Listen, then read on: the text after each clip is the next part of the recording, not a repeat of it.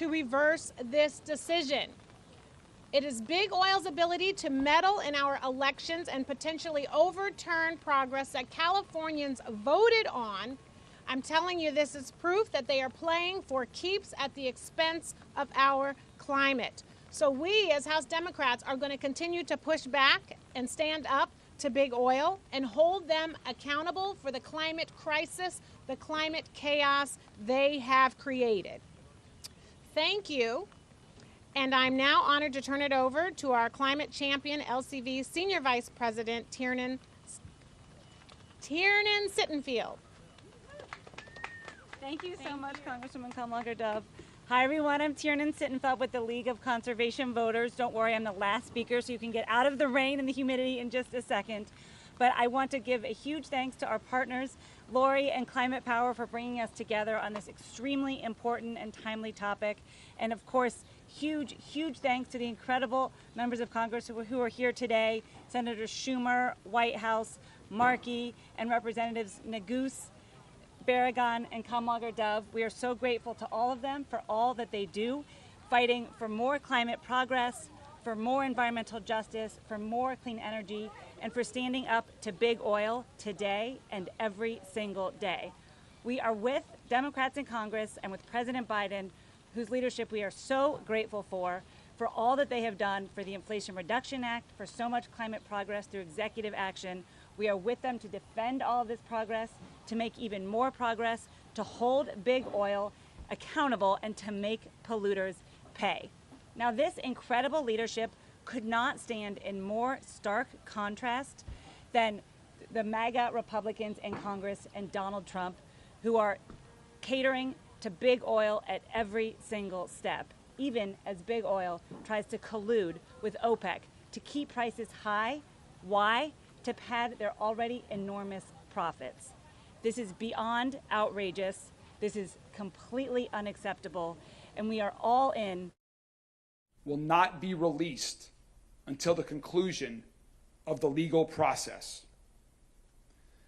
Chief Jacqueline Gwynn Villaroel is now going to speak to the investigation of the arresting officer with respect to the lack of use of body-worn camera. Chief? Good morning. Thank you all for joining us. Thank you for your patience as we worked together all available facts regarding this incident. Obviously, it is of great public interest, so we appreciate you providing us the time to ensure that we release accurate information while the judicial process is occurring. We are grateful to PGA, officials, and Mayor Greenberg for bringing this prestigious event to our beautiful city on last week. But tragically, last Friday, we lost a beloved community member who was working the event. As we stated in our preliminary public message, LMPD expresses its sincere condolences to the family and friends of John Mills, who was fatally struck by a shuttle bus outside of Valhalla Golf Club. By all accounts, we have learned that Mr. Mills was known for his kindness and dedication to our community. His passing has left a notable void in the golfing community and throughout the city.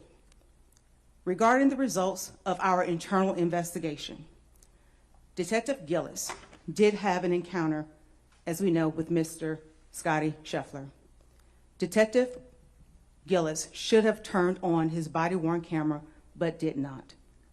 His failure to do so is a violation of the LMPD policy on uniforms and equipment, subject category body-worn camera, and he was sustained for a violation of the policy 4.31.6 procedures and 4.31.7 operation.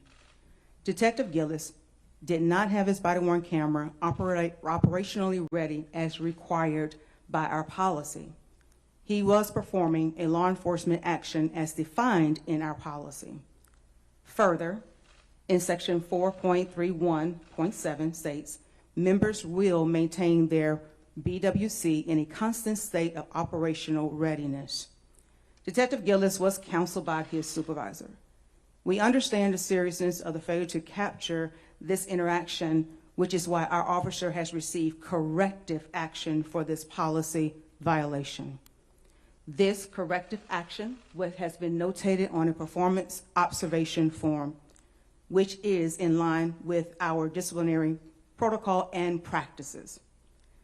We respect the judicial process, and we will allow the courts to proceed accordingly.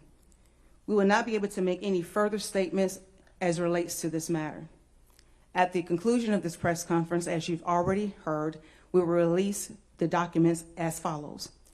You will find the investigative findings memorandum by the commander of the unit. You will also see the failure to activate form completed by Detective Gillis. You will also find our policy located as well as the two aforementioned video footage that the mayor has mentioned. Also, all this information will be uploaded to our YouTube page. I would like to take a point of privilege to thank again Mayor Greenberg, the local media, and the national media for making every effort to provide fair reporting. But I also want to take a moment to thank all law enforcement officials around the nation for the work that you do every day. And I'm truly grateful for LMPD's dedication to keeping this community safe here in Louisville. We thank you and we appreciate your support as we navigate through this process. Mayor? Thank you, Chief. In Louisville, around the country, but especially here in Louisville, after the recent past, activating body-worn cameras is critically important for our police department to have evidence, to maintain the community's trust, to be transparent. So, Chief, I appreciate the speed at which with you have conducted the investigation into this situation. You've dealt with it transparently and straightforwardly, and we are all looking to move forward. I know there are a lot of questions right now from every member of the media here and people across the entire city. But we have to respect the legal process, and that's what we are going to do, and we're going to let that play out.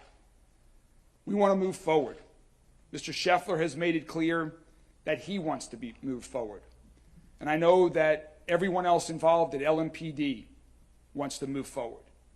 LMPD needs to be focused on reducing the amount of violent crime in our city, reducing the amount of gun violence, protecting and keeping people safe. That is what they do every day. That's what they've done since last Friday when they were working with a detail out at Valhalla and on Shelbyville Road, and that's what they will continue to do. So again, we understand there are a lot of questions. We are going to respect the legal process, and I'm very hopeful that on June 3rd, the next step in the legal process, that all parties are in a position to move forward. Thank you all very much.